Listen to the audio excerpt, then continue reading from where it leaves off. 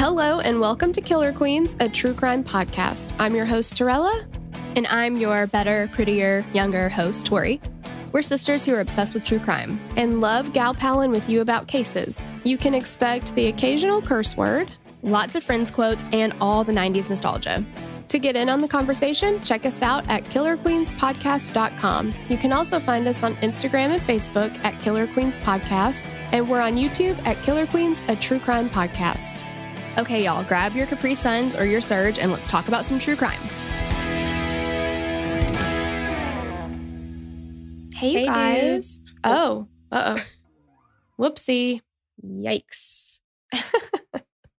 We never do that. No, we don't. I thought today would be the day that I would start it. I don't know why. We didn't talk about that, though. You didn't tell me. No, I did not. Now we both look like cue holes. I thought I would get you with the element of surprise, and it didn't go well. No, it didn't. Sure didn't. Yeah. My apologies, but hey, dudes. Yeah. Sorry, dudes. Yeah. All right. Thanks for hanging out with us. We've got I don't even know how many times we've said this. Yeah, we got a doozy for you, man. This case, you want to talk about throwing your shit out the window? Yep. Get it prepared. If you could throw your window out the window somehow. Throw your whole house right out of the window. Yeah. Yeet it right out of there. Yes. Gone. Ugh. It's so frustrating. Didn't need it anyway. Yeah. Nope. Should we talk about some business before we start this, though? Sure. Let's do it. Okay. We have a Patreon. Mm-hmm. And we have hundreds. What was the count? It was like 500 episodes. Yeah, there's something crazy. There's hundreds and hundreds of episodes on the Patreon ready for you to download and binge right this very second. Because you get access to all of them, depending on your tier level. Sure. Of course. But $10 will get you all that. Yep. And it's ad-free. All of it's ad-free. Mm-hmm. And if that is not enough, or you don't want to do that, but you want to do something different, we have a live show on Spotify Green Room on Tuesday nights at 8 p.m. Central. Mm-hmm. And it is part of a true crime lineup. And so we are right there in the middle. We're sandwiched in there with some true crime. So yeah, all true crime Tuesday night, man. Come check it out. If you do want to join the show, it's called True Crime Rewind. So if you search that in Spotify Green Room, you will find us. Yep, totally. Cute. All right, so I think we should just go ahead and get to the anger. Yes. But first, trigger warnings. Mm-hmm. This case deals with death, drunk driving, underage drinking, gruesome death scene and description, and a car accident. So if any of that is something that you cannot hear, don't want to listen to, whatever, totally fine. And we will catch you on the next episode. Yes. And special thanks to Kayla Marie Dean, Brittany Buell, Taylor Rodriguez, Eugenia V. Hadley, Tessa and Hannah Granger for requesting it. Yes. And thank you to Madison for writing it up. Thank you. Thanks. All right. So I think it's time. Yep. Jaleayah Rose Davis was born on November 2nd, 1991 in Colorado Springs, Colorado, to mother Kimberly Nolan Davis. 18 months after Jaleayah was born, her mother gave birth to a second daughter named Tabiana, also known as Tabi. Not much is publicized about Jaleayah's childhood. However, her family said that she was a sweetheart. Jaleayah was soft-spoken and seemed to make friends very easily. Her family said that Jaleayah didn't have any enemies. The three Davis girls, Kim, Jaleayah, and Tabi, were very close.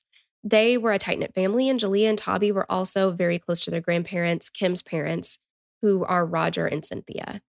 Jaleayah graduated from Marietta High School in Marietta, Ohio in 2009, and she also worked at a local Hollister store with Tabi while she tried to figure out what her next step was. While the whole Davis family was close, Jaleayah and her younger sister Tabi were inseparable. Kind of sounds like Terrell and I. Yeah, and they were 18 months apart too, which is exactly what we are. Oh, yeah. Yeah, they were like little BFFs. It was so sweet. I know. It's a built-in best friend. That's amazing. Yeah, it really is. They described each other as their best friends, and Jaleayah was very protective of Tabi. The two often hung out with each other and confided in one another. Tabi said that she recalled her sister having dreams of being a cosmetologist. Jaleayah and Tabi loved spending time at the pool. Her mother said that Tabi always wanted to lay out, and Jaleayah loved being in the water. Jaleayah would always tell her that they needed their own pool in the backyard so she could be the Little Mermaid. So sweet. As a joke, Jaleah's grandmother once bought her a child's inflatable pool for the backyard. And when the girls were little, they'd fight like most sisters, and Kim would tell them to make up. Jaleayah never wanted to, but in the end, the girls would always end up back as best friends. She started it. Exactly. But I mean, that's the thing about sisters. You can be at each other's throats and you're like, I'm going to kill you. And then you're like, oh, can I borrow that top you wore yesterday? Yeah, exactly. Or the I'm going to kill you comes from because I caught you in the top that I told you not to wear. Yes. There are rules to borrowing tops from sisters. You cannot wear it first. And if the tags are still on it, that is off limits. Yeah, totally. Totally. Mm-hmm. And white cardigans are pretty much a no-go because you're going to spill something on them. Not me. Nope, not you. You actually didn't. Even all the blood rushing from my nose when I broke it on my GD car door. Yeah, I finally told Tori she could borrow my white cardigan. I was like, and don't get anything on it. And then she broke her nose getting in the car. But I came in like, you know how buzzards sit on top of billboards with their wings stretched out to dry them and stuff? That's how I walked in. I'm like, my head's hanging. And I'm just like, don't get any blood on it. I was so worried. Charles was like, throw your head back. And I was like, but your cardigan. Yeah. And I was like, I'm not a monster. You need to throw your head back. No, because I would have never heard the end of that. Remember when you bled all over my cardigan? That's not true. It was American Eagle, though, and that was a nice cardigan. Yeah, it was. Spent all my money on it. Just kidding. All right. On Friday, November 18th, 2011, Jaleayah left her home in Marietta between 3 and 4 p.m. to meet a friend, Kristen Bechtold, I think is how you would say that. Jaleayah drove to Kristen's house so they could get ready together for a night out. After getting dressed and doing their makeup, they headed to another friend's home. They met up with several other friends, and finally, the two girls, along with 3 others, headed to a nearby bar and pool hall in Parkersburg called the Nip and Q. Is nip a pool term? I know Q is. Yeah. Is nip like getting a nip of the bottle kind of thing? Or because, I mean, obviously I'm thinking like nips. Seems inappropriate. I didn't go there at all, surprisingly. Really? Yeah. My mind immediately went to like, because isn't that a term? Like, don't people say like, oh, get a nip of that bottle? Nip it. I've heard like nip it in the bud. I don't know. I don't know. Yeah, I don't know. It just seems it's an interesting name. If your mind's in the gutter, it seems inappropriate. Sure. And that's it's not called nips and cues. No. Hips and nips. Otherwise, I'm not eating. Yeah. Jaleayah didn't know the others, but she appeared to be enjoying herself anyway. Earlier in the evening, Jaleayah was texting with her mother and Toby, and everything seemed normal. Kim said that her last text to her daughter was around 9 to 9:30 p.m., and she told her to be good and that she loved her. At 3:28 a.m., Toby received a call on her cell phone from her sister. Jaleayah asked her to pick her up at a gas station.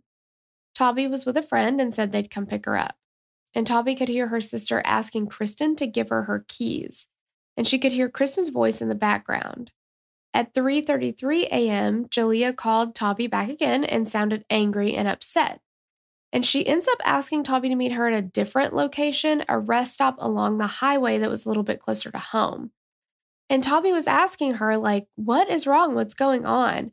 And Jaleayah just told her that she'd tell her when she got there. She was calling Kristen names and saying that she was a bad friend.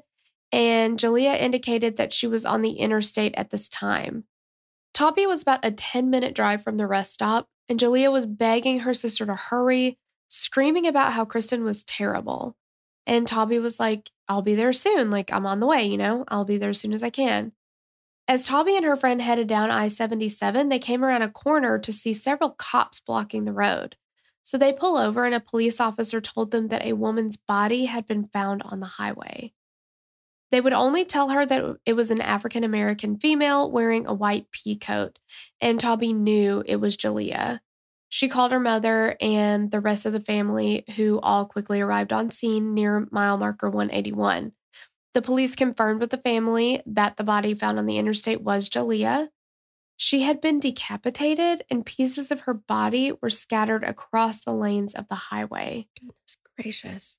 Oh, man. Her vehicle was nearby, and there was a small mound under a white sheet that the police said was most of Jaleayah's remains. And, I mean, the family is in shock. Like, she had just been talking to her sister on the phone, and she was like, I'm less than a 10-minute drive to come get you. What could have happened in such a short period of time that led to her sister being, like, she's been decapitated? Yes. This is insane. There are also pieces of her body scattered. Yeah. How did this happen? How did this happen? So as the Davis family tried to process what had just happened, more details emerged about Jaleayah and the scene of the accident, quote unquote. A truck driver had been the initial caller from the scene. His call came into dispatch at 3:48 a.m. He told dispatchers that he saw what he believed to be a dead human body in the road. He stayed on scene waiting for the police. Other passersby stopped and tried to help stop traffic. And we will come back to the phone calls from to police. But the sheriff's department arrived soon after and blocked traffic completely. Jaleah's four-door sedan was found about a quarter mile from her body, abandoned and idling, and the keys were still in the ignition and the car was still in gear. The doors were locked and the headlights were on. There didn't appear to be any other cars involved. Jaleayah, in addition to being decapitated, had one of her legs broken in half and her right breast was missing. Oh my gosh. She was completely nude from the waist up, still wearing her underwear and jeans. Her clothes were not near her body. They were stacked neatly on the guardrail. Her bra, shirt, then pea coat on top, in this specific order.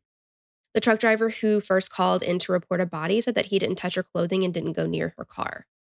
Tabby called Kristen several times as she sat on the interstate waiting for the rest of her family to arrive. The calls were somehow disconnected. After the family left the scene on the highway and after the police had cleared out, Jaleah's grandfather returned to take photos. He meticulously inspected everything he could in the area where Jaleayah and her car were found. And he even found a shoe print in the gravel. And the police did not find that. Nope. No. I mean, he is such a little precious baby. I know. Oh, Roger. Yes. He's just an angel. The following day, the sheriff's department wanted to question everyone who had been with Jaleayah that night. They were unable to locate Kristen Bechtold. Finally, her father answered the door at her home and said that Kristen didn't feel like talking and that she would be obtaining an attorney. Within 12 hours of Jaleayah being found dead, Kristen had hired an attorney, and she was the only one involved in the case who obtained representation so quickly.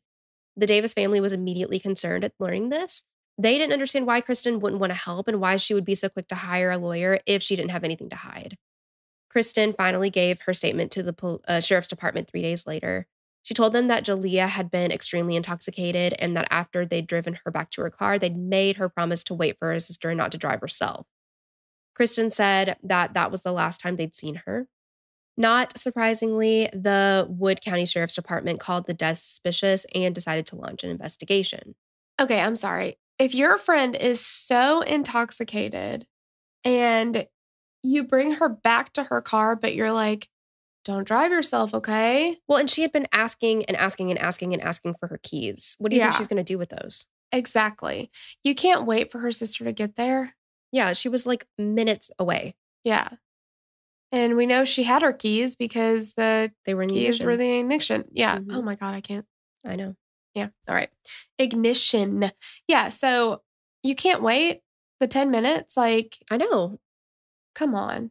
Because anybody who's been around somebody who is that intoxicated knows that they're not making the best decisions, obviously. Right. And once they get something in their minds, they're going to do it. Mm-hmm. It's not like they're going to be like, you know what, you're right. I should probably wait. It's like your body goes into autopilot, even if you don't remember it. And you're like, why did I do that? Why? Yeah, exactly. I tried to walk like 9 miles to a Taco Bell one time when I was drunk. And I would have done it too. Yeah, nothing was stopping you from getting that Taco Bell. I really wanted it. I knew I couldn't drive, but I was like, all right, then I'll fucking walk. Like, whatever. Yeah, it's just people do some crazy things when they're super intoxicated. And yeah, as a friend, I would think that you would know that and maybe want to. I don't know. It's just, it makes me sad. Yeah. As the sheriff's department questioned all of the people who'd been with Jaleayah on the night that she died, the Davises felt like there were a lot of inconsistencies. Once they were released to her, I said that weird. Once they were released to her, Kim scoured the statements and found many things that left her with even more questions. So let's talk about Kristen's statement first. So Kristen, remember, was the friend that Jaleayah was supposed to be spending the night with. She's also the granddaughter of a former Wood County sheriff.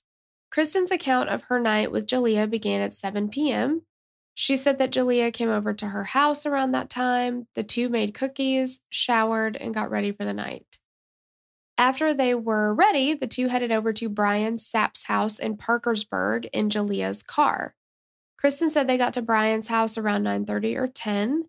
She said that there were a few people she didn't know there, along with Brian, Freddie, and Jordan. So Kristen knew Freddie and Brian, but she didn't know Jordan very well. She estimated that she and Jaleayah were at Brian's for about 2 hours. Kristen said that she, Jaleayah, Freddie, and Jordan all left the house probably around 11. And then she says, I think it was 10, like 10:15 maybe. Those are very different. Yeah. Like 10, 10, 15, sure. 11 or 10? Yeah, 11 or 10. That's a full hour difference. Yeah. But they left there to pick up her friend Katie Nelson. They picked her up from a nearby Hardee's on 7th Street. She said that her friend, Freddie Scott, was driving. Before they picked up Katie, they stopped at the North End Market so Freddie could get another bottle of vodka. Later in Kristen's statement, she said she didn't remember which they did first, if they picked up Katie or went to the market. After this, the group of 5 returned to Brian's house. Both Kristen and Jaleayah had been taking shots of liquor together prior to leaving to pick Katie up. After the group returned with Katie, Kristen said Jaleayah continued taking shots. Kristen said that she had stopped drinking and Katie wasn't drinking at all, and she was trying to take the shots away from Jaleayah because she, quote, realized that she was going to be, like, really drunk, but was unsuccessful. Kristen estimated that Jaleayah had taken a total of 16 shots at Brian's that night and that she had taken probably 14 or 15. Kristen said that she wasn't really that drunk and didn't think Jaleayah was that drunk either. She also said that she didn't know who provided the alcohol, that it had just been there when they got there. And it's important to note here that Jaleayah was a pretty small girl. She weighed about 125 pounds. And she took 16 shots but was not very drunk. I mean, depending on your tolerance, I would think 8 shots would send you over the edge. 2 shots will get me plastered. Yeah. And even if you're drinking on a regular basis, 16 shots. I feel like 16 shots is going to make you not be able to stand up.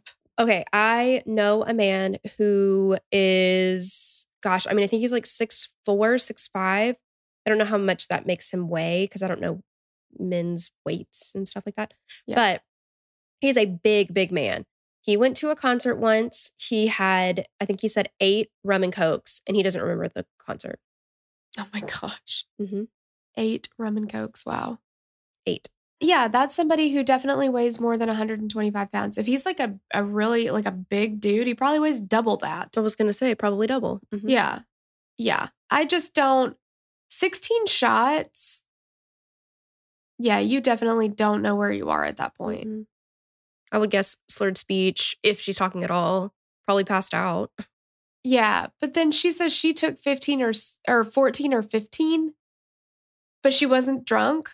There is no way. There is no way. Even if you're taking baby shots, it's still 8. Yeah. Yeah. And that, I mean, I don't know that I've ever had a night where I've taken 8 shots. Like, I don't think I have. Well, that might not be true. I know. Well, yeah, because there's a certain point at which you're not counting anymore. Mm-hmm. So I don't know, but I really don't think I could do 8 shots. That would just be way too much. Well, yeah. And I remember specifically because one night that I'm thinking could have possibly been an 8-shot night. I decided to play Flip Cup with Hypnotic. Oh, no. Yes. And somebody had I had, drank it, flipped the cup, immediately turned over and puked. Like there was a garbage can right there. And it was like, there it is. Like I could not, my body could not handle it anymore. Yeah, that was not a good decision. No. No. But who's making good decisions when you're 22? That's true. I mean, and drinking hypnotic. Oh, God. So Bad decisions abound. yeah. Kristen said that at some point she, Katie, Jaleayah, and Freddie decided to leave Brian's and head to the Nip and Q. They drove in Freddie's car and left Jaleayah's car at Brian's. She estimated that they arrived sometime between 12 and 1. When they arrived, Kristen said the girls just hung out outside. Katie's ex-boyfriend, Chris Latimer, there's so many people in the story, was there, and Katie still talks to him, and I was realizing that Jaleayah was pretty drunk because she was like dancing up on Katie's ex-boyfriend, and they were like talking really close, and Katie was getting aggravated with the whole thing. I was trying to take Jaleah's wristlet while we were still there because I was afraid she was going to lose it and she wouldn't give it to me. And that's a quote from Kristen. Still, Kristen said that Jaleayah didn't seem overly intoxicated. She just said it, though. Yeah. She's like, well, she wasn't falling over. She wasn't stumbling, like whatever. But then she goes on to say, quote, Katie was like fine with her doing that because she doesn't really like conflict. So she just wasn't trying to fight about it. But she said that Katie was getting aggravated. Yes. She said Katie was getting really aggravated. Jaleayah is dancing up on some guy she doesn't know, who is her friend's ex-boyfriend. Like, talking really close. Yeah. If you're sober, you're not doing that. Right. You know, that's something that you might be doing when you're very intoxicated because you don't realize that, you know, relationship or whatever. Like, yeah. And I mean, maybe getting a little flirty and, you know. Yeah. A little more flirty and all that. Kristen said they left the Nip and Q at 3:10 a.m. Freddie was driving. Kristen was in the passenger seat, and Jaleayah and Katie were in the back. Kristen said they drove back to Brian's house, but they did not go inside. We were sitting there in the car trying to figure out what we were going to do, if we were going to go inside, if we were going to go home. Jaleayah was talking to, and the name has been redacted, on the phone, and I think she was trying to go hang out with him or whoever he was with, and she couldn't find her wristlet. Kristen said that Jaleayah was angry about not being able to find her wristlet, and she was blaming it on Kristen. Didn't Kristen just say she was taking it from her? She said she tried to, but Jaleayah wouldn't let her. Okay, so it sounds like Kristen would be the reason it's gone. If it's gone, but okay. Or that Kristen's fears were realized because Jaleayah actually lost it. That's true, because she did say she thought she was going to lose it. She said that they all decided they were going home. We thought that Jaleayah was going to come with us, but she ended up calling her sister and asked her to come pick her up, and she said she needed a ride. When officers asked Kristen if she overheard where Taubby was going to get Jaleayah from, Kristen said she didn't think so. Quote, she went to get out of the car, and she said, Taubby, I need you to come pick me up, and I will explain what is going on when you get here. And remember, this is what Taubby said that Jaleayah told her in the last phone call. It's strange that Kristen would have been hearing this if she wasn't with Jaleayah, because that's the last call that she had with her before they drive up and there's a woman's body in the road. But Kristen claims she's not with Jaleayah at this point anymore. So how did she hear this? But okay. Yeah. Kristen said that she asked Jaleayah multiple times if she was planning on driving, and she said no, that she was waiting for her sister. Kristen said that she wouldn't have left her there if she felt that she was going to drive. The group left Jaleayah in front of Brian's house around 3:40 a.m. Kristen said that Taubby called her around 3:50 a.m. saying that she couldn't find her sister. Kristen said she told her where Jaleayah was, which was at Brian's, and how to get there. And Kristen tried to call Jaleayah, but she got no answer. Freddie took Kristen and Katie through the McDonald's drive-thru and back to Kristen's house. All right, so that's Kristen. Now we have Freddie. Freddie was a nickname. His real name was Frederick Scott. He is the son of a former Parkersburg police officer and detective. Freddie said that he'd first met Jaleayah on the Friday night that she and Kristen had come to Brian Sapp's house. He said that he'd gotten to Brian's house a little after 11 p.m. that night before Kristen and Jaleayah arrived. He also said that he'd driven the girls to pick up Katie, who he knew before that night. Freddie said that in addition to driving the girls to the Nip and Q that night, his friend Jordan was also in the car. and that they arrived around midnight. Freddie is unclear as to whether he believed Kristen and Jaleayah were drunk when they arrived at Brian's. Once at the car, Freddie said that the girls went off to do their own things. He said that he saw Jaleayah arguing with a white male sometime that night, but he didn't know who it was. Freddie remembered that they left the bar about 5 minutes before closing. He was driving and admitted that he was pretty intoxicated himself. He had Jaleayah, Kristen, and Katie in his car. And apparently Jordan at this point has left with somebody, so he's not in the car with them. He said that he drove the group to Brian's, where Jaleayah was the only one who got out. He then said that they looked around outside for her wristlet and keys. And this part of the statement is very confusing. He talked about being at Brian's house, but, they're kind of all going back and forth about where they are, who they're, all that kind of stuff. Freddie said that they left Jaleayah sitting in her vehicle outside of Brian's house. He said he then drove to his apartment to unlock his door for Jordan, then took the girls through the drive-thru at McDonald's before dropping them both off at Kristen's house. Okay. Now let's go to Katie. Katie Nelson gave a short written statement to the police. Her stories seemed to match the gist of Kristen and Freddie's stories.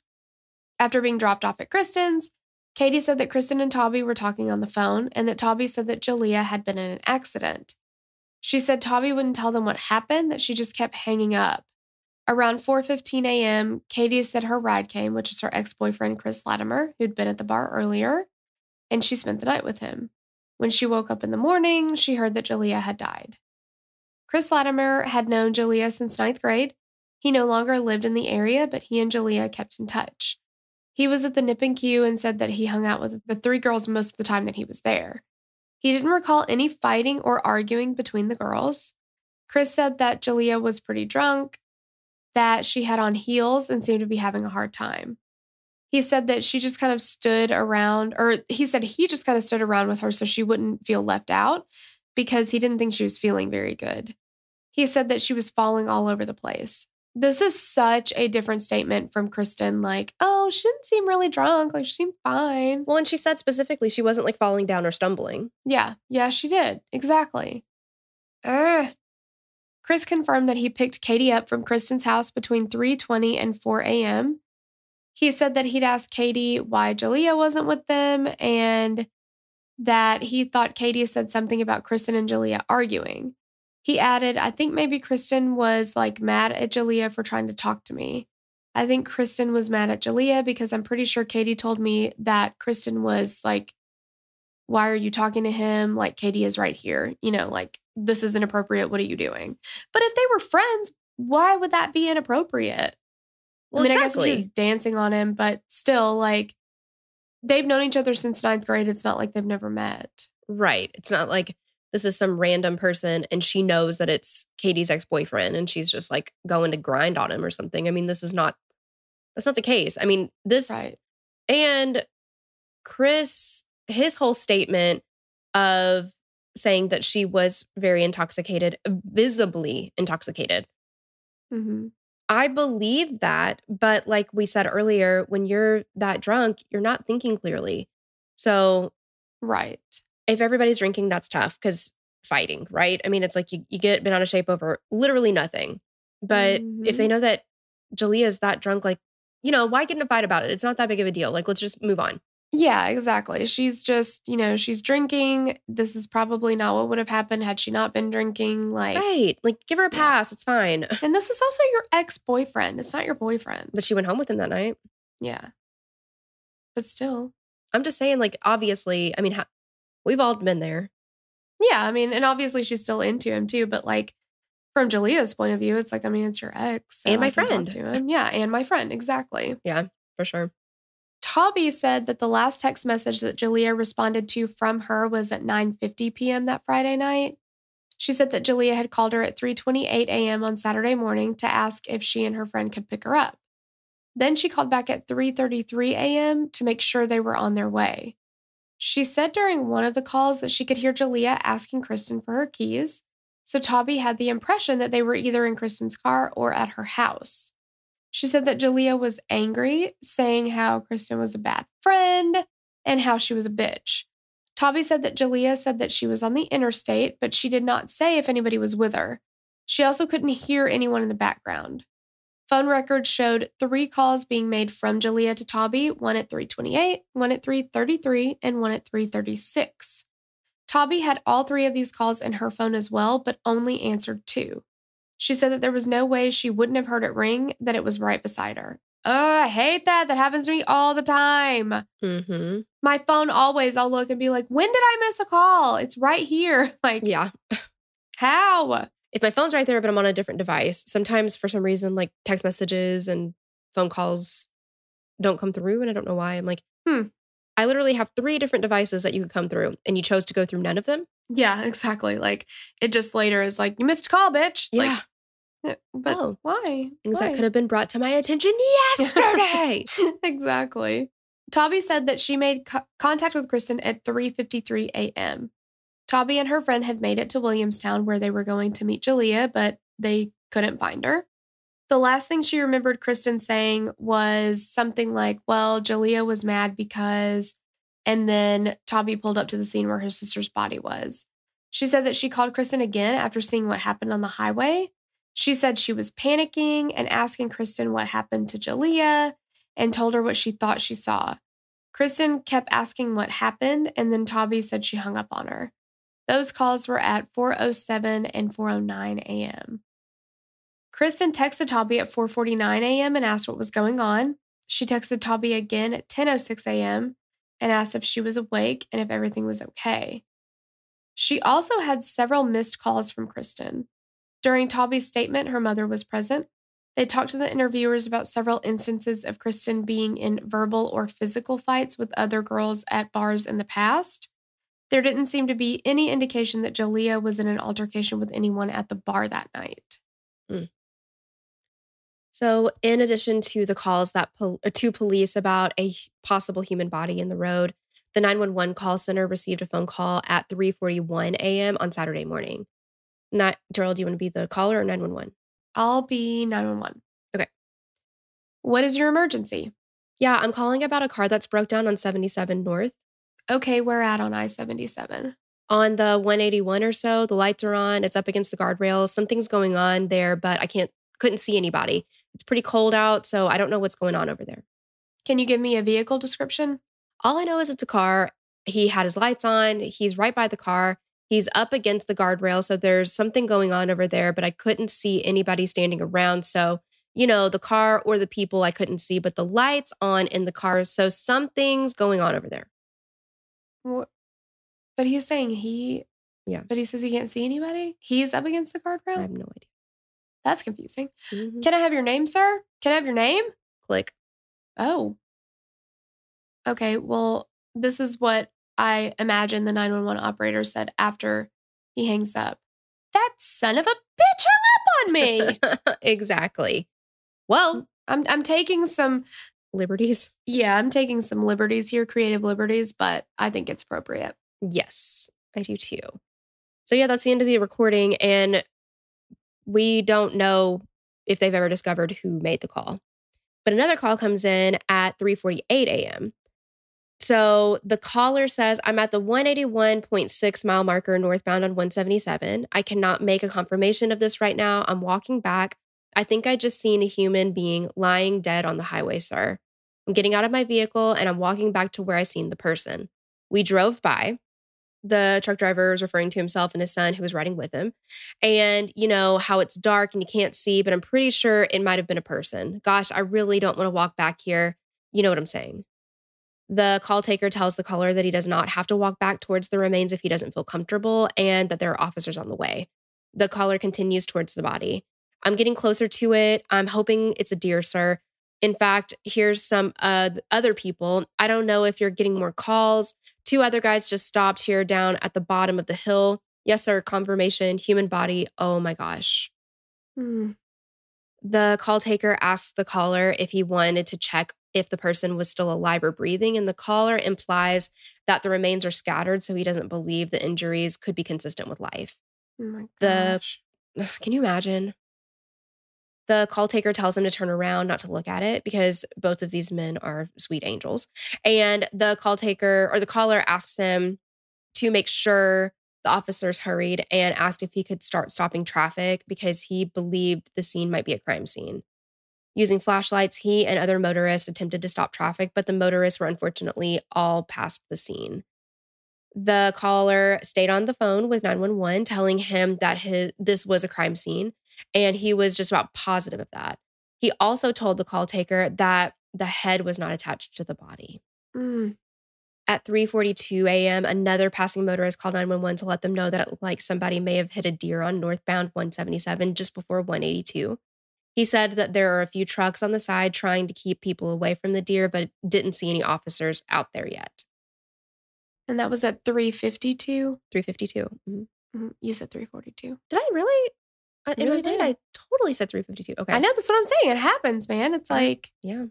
What is that called again? Aphasia? Yeah. Where your mind thinks you're doing it right and your mouth is just like, blah, blah, blah, blah, blah, it's blah. like on Workaholics. Yeah. He thinks he's singing. Yes. Or like giving a really good speech and he's like, blah, blah, blah, blah, blah, blah. Yeah. Okay. There were so many things about Jaleayah's death that did not make sense to the Davis family and to the community. Time was passing, but no charges had been pressed and no arrests had been made. There were lots of rumors throughout the community that Kristen and Freddie had been involved in Jaleayah's death. There were just too many things that didn't seem to line up as a result of a simple car accident. Okay. I can't believe the audacity. I know. Get ready. All your shit is about to go out the window now. To call it a car accident. I can't. Yeah. Okay. All right. So the first thing that doesn't line up with it is the car itself. Jaleayah's vehicle was found a quarter of a mile past where her body was found. The keys were still in the ignition. The car was running and still in gear. The doors were also locked. And this was odd because Jaleayah's car didn't automatically lock. It had to be pressed from the inside to lock the doors. The location of Jaleayah's car was not down a straightaway, but around two curves. It seemed like it would have been difficult for a car to maneuver around both curves without a driver steering. There was no blood found inside of Jaleayah's car. The damage found to her vehicle was on the right front side or corner of her vehicle. There was moderate damage with a large scrape going down the right side of the vehicle.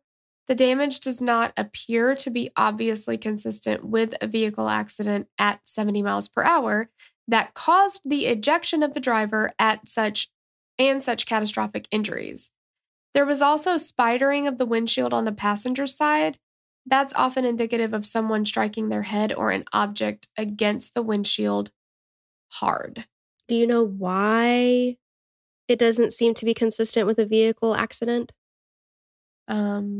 Why? Because it wasn't a fucking vehicle accident. That's what it seems like to me. Okay, you guys. The clothing.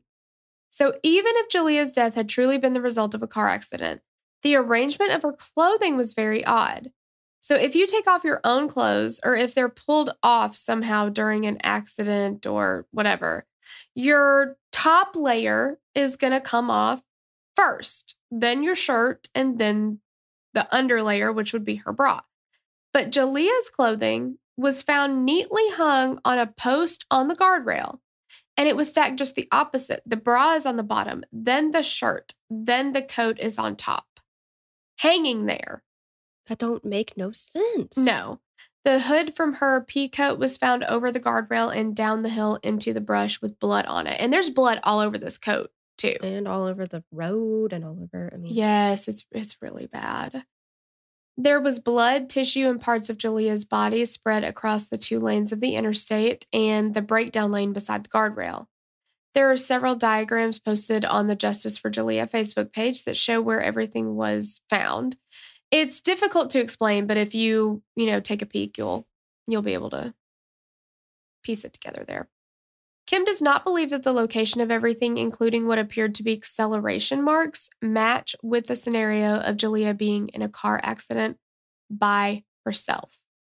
It's sad that she has to say that because that's what police want her to, you know what I mean? Yes. Like she has to say, I don't believe that actually happened because they're like, no, this actually happened. It's just so sad to me. Her poor family. I know, her poor family having to go through, because her mom said, like, I've had to look through all of these very disturbing, like, crime scene photos because she has, she's got a copy of the file. And she's like, if the police had done their job, I wouldn't have to be looking at this all the time. But now this is seared into my brain. I'll never forget it. Right. It's just and that is not a job for a family to have to do. No, to put them through intense extra trauma. Yeah. And the family believes, that these friends had something to do with it. And if they're wrong about that, because when it's somebody that you care about, you're very emotional about it and persistent, I mean, like, Jaleayah's mom is like, I plan on living a really long time and I'm not going to let this go. Right. So get ready, So, like, it's so important that the police do the investigations for obviously so many reasons. But one of them is their emotions aren't clouding their judgment, because what if they are, the family is following what they believe happened, and there's reasons for that, because obviously there's a lot of stuff that's really suspicious. But in the event that they are wrong, there's so many things that can come of that too, ruining other people's lives and, them maybe getting into unsafe situations, trying to get information and stuff like that. It's like, you're doing this job to protect society, to protect the family, to protect people who are not involved in this crime, even if it seems suspicious. And, like, just all these things. It's just so much better and safer for everyone if the police do their fucking job.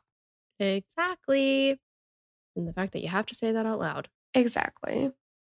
In 2012, a Marietta woman named Ember Stafford came forward to police and stated that she had witnessed what happened on the night of Jaleayah's death. She said that she'd met Jaleayah at a bar earlier that evening and witnessed a confrontation between her, two black males, and a white female in the parking lot of the bar. She said she then saw Davis pull out of the parking lot and the three others followed her in another vehicle.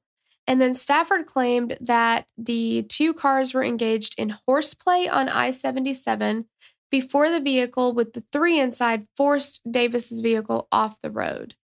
And she then saw Jaleayah get out of her vehicle.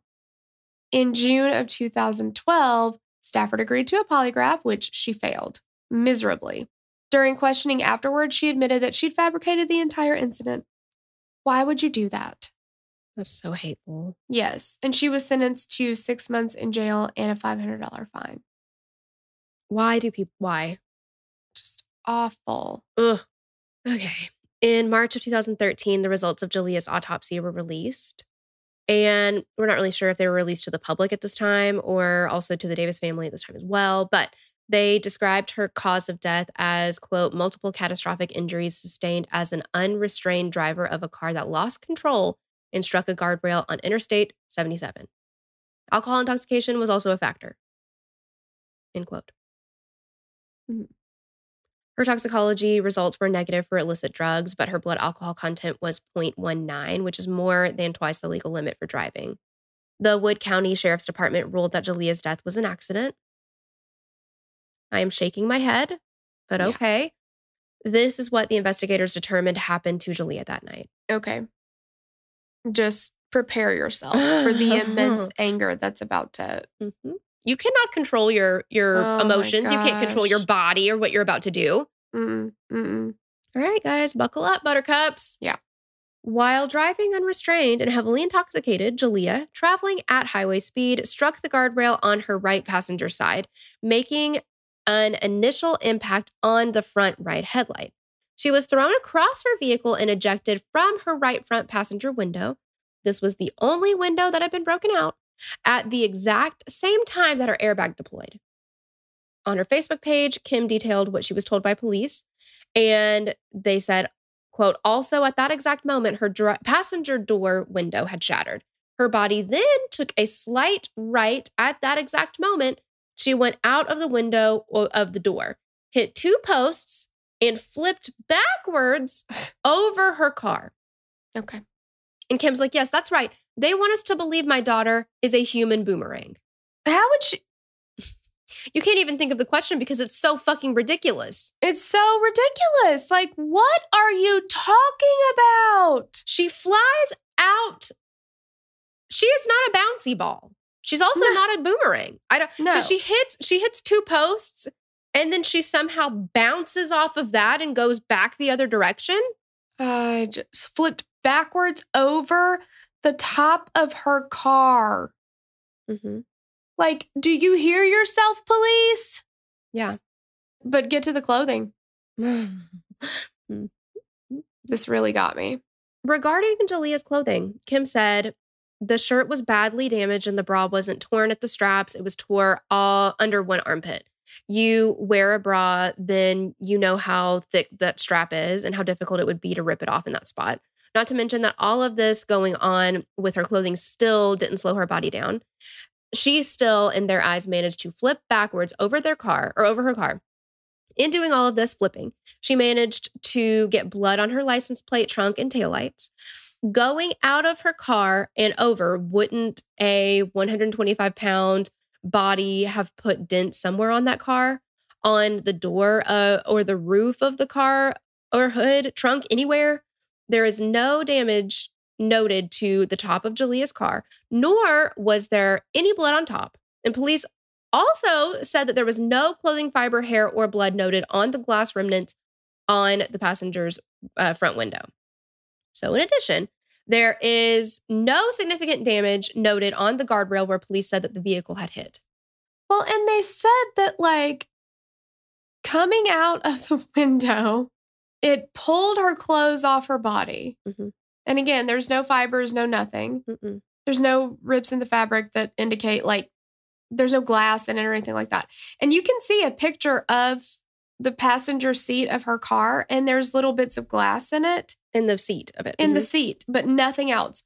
And so they're saying that as all this is happening, you know, that the glass pulls her clothes off of her body. It pulls her pea coat off, her shirt, and her bra off.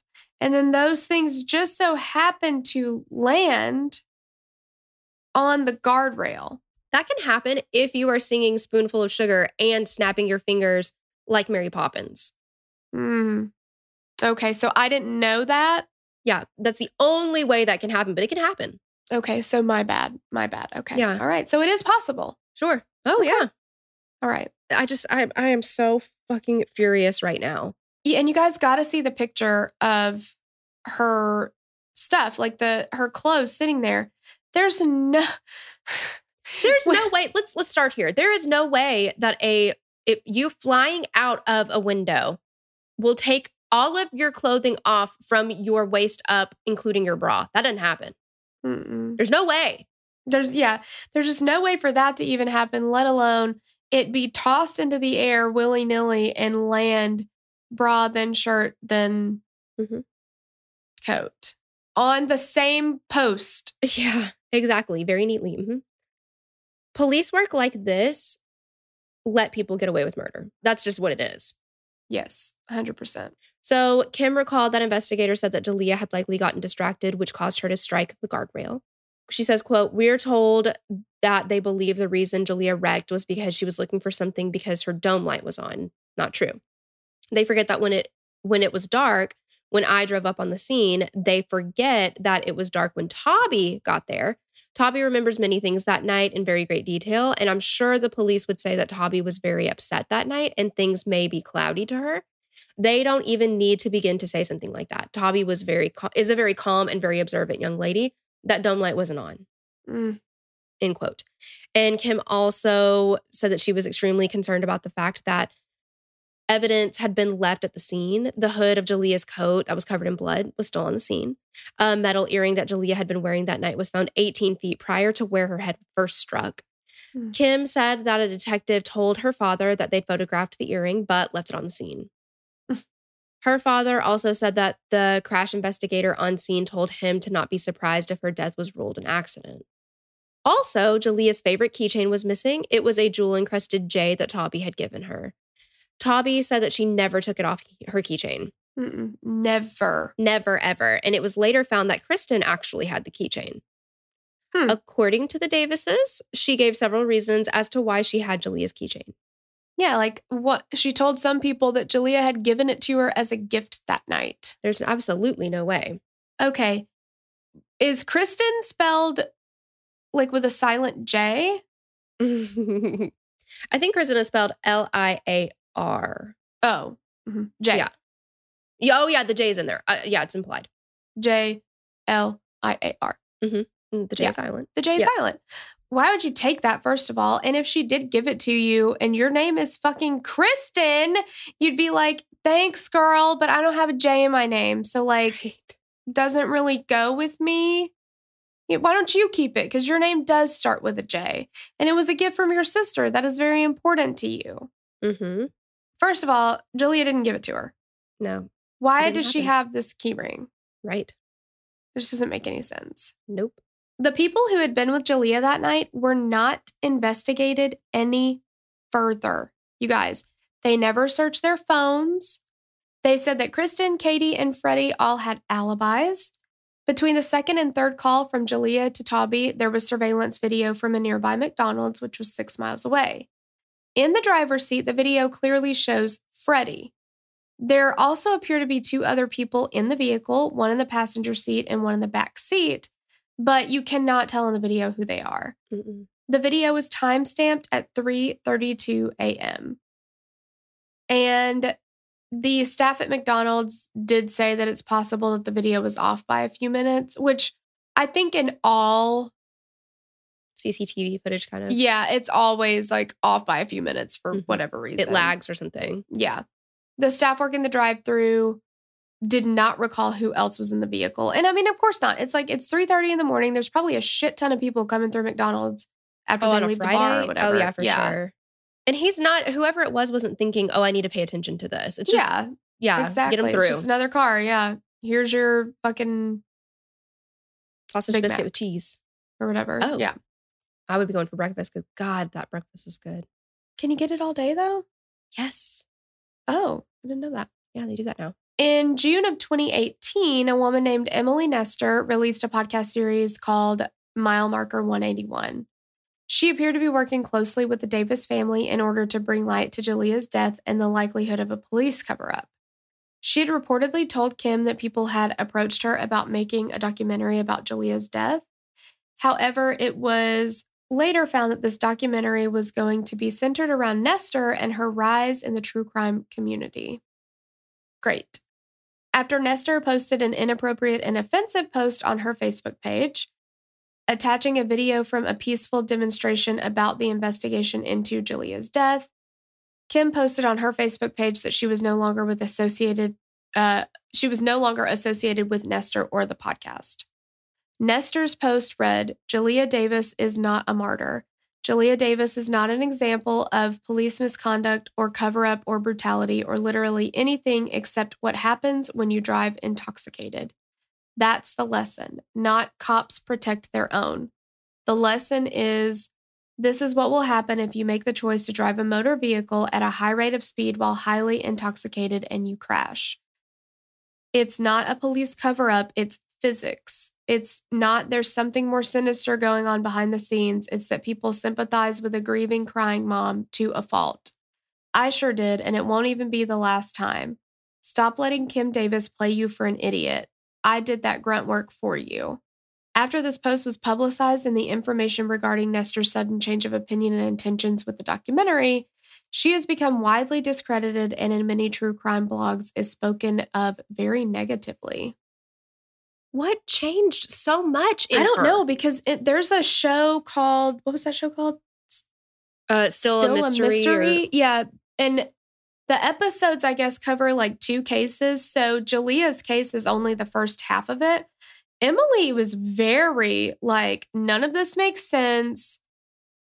Like the clothes wouldn't be that way. The blood, like these people are associated with the police department. That seems suspicious. Like she was very on the Davis family side. It just doesn't make any bit of sense because, yeah, she just did a complete about face. Yeah, obviously there was some kind of a personal situation falling out between her and Kim. Yeah. I cannot believe, even if you believe this story, which is cockamamie bullshit, I don't know how you could, but even if you do, let's play that. Let's say you do. Why would you say the words that she said about Kim? Yeah. That is, no matter how you slice it, that's a grieving mother, and that should be off limits. Yeah. Let her play you for a fool? I don't even fucking think so. Well, I mean, I don't personally know Kim, obviously. Like, we've not had any contact with her or anything. But the way that I've heard her speak about this case is, I think, how anybody would talk about it if they just didn't feel like things added up. Like, I don't think she's going around being like, you need to give me $500 because my daughter was murdered, and then going out buying Louis Vuitton bags or some shit with it. Like, I don't see how she's playing anybody for a fool. She's just saying, this is what I feel happened. Well, and with the facts that we have, it doesn't add up to me either. I don't like the way it was said. It seems very personal. It seems like a personal attack on Kim. Yes, 100%. And I don't agree with that. I can't believe after putting out a whole series on this case and the poor police work, like that's the stance that she was taking at the time. Yeah. Like that when she talked about doing a documentary, that it would have been all about her centered around her and her quote, rise to fame. Like, that's absolutely ridiculous. That's exploitative. Yes, very much so. Just so you can make a documentary about how famous you are now. And I'm sorry, but I've never heard of her. I hadn't heard of her until I watched The Stolen Mystery. Yeah, me either. But before that, we're in the true crime world. We've never heard of her. Yeah, I don't think you're that famous. Yeah. I don't know. It's just icky behavior. It really is. That's just awful. The general consensus in the Marietta community is that Jaleayah met with foul play that night. Though she was obviously very intoxicated, there are many things that indicate that a proper investigation into Jaleayah's death was not performed and that she was not simply a drunk driver who crashed her vehicle. And they also said that they're like, this is a single car accident. But if you look at her car and you look at her injuries, she's got she's got a dent in her car and stuff. She's got a scrape down the side of it. But that impact decapitated her somehow. And if she was run over by semis after she was ejected from the car, I'm not trying to be gross, but I know in accidents you can be decapitated. One of Andrew's very good friends is a paramedic, and he's responded to scenes where this has happened. Mm-hmm. But if she was run over by semis, which is what they kind of were alluding to, that after she hit the pavement, that then she would have been run over by semis who didn't realize that there was a body in the road. Wouldn't that have realized too late or something? Mm-hmm. Crushed her, not just ripped her body apart? I don't know. Just their wheels are so big. It doesn't seem like it would decapitate. It seems like it would crush things to me. Yeah. But everything was just kind of pulled apart. So I don't know. I don't know. Yeah. Many believe that Jaleayah was struck by her own vehicle that night. After being struck, her head hit a guardrail post, which ultimately killed her. The car continued to drag her body, striking her head on following guardrail post, and then the car stopped. The driver then accelerated at a high rate of speed, with Jaleayah's body still attached to the car, driving from the breakdown lane by the guardrail to a passing lane where her body was left. From the first post that her head struck to the point where her body was ultimately found was more than 82 feet. And this is just one of many theories. Kim Davis still strongly advocates for her daughter on the Justice for Jaleayah Facebook page. She believes that her daughter was murdered and that those responsible for her death are being protected by the authorities. Please go to the Facebook page and read through all of Kim's photos and information. And if you have any further information regarding the death of Jaleayah Davis, please contact her mother, Kim, through the Facebook page. This is such a sad one. It is. And I know that the police were like, look, they're really sticking to their guns, and they're just like, there's nothing that indicates anybody killed her. We don't have any proof. There's no proof that we found that her friends that were with her that night had anything to do with it. And it's like, okay, but you didn't even take their phones. So what if there were text messages later that were like, we need to get our story straight, or, you know, or maybe there's nothing on their phones. And then we could have been like, okay, they had nothing to do with it. Right. But I think that it goes back to that classic case of let's have one person investigate it like it's a homicide. And let's have one person be like, what if it's an accident? Mm-hmm. Yeah. At least try. For sure.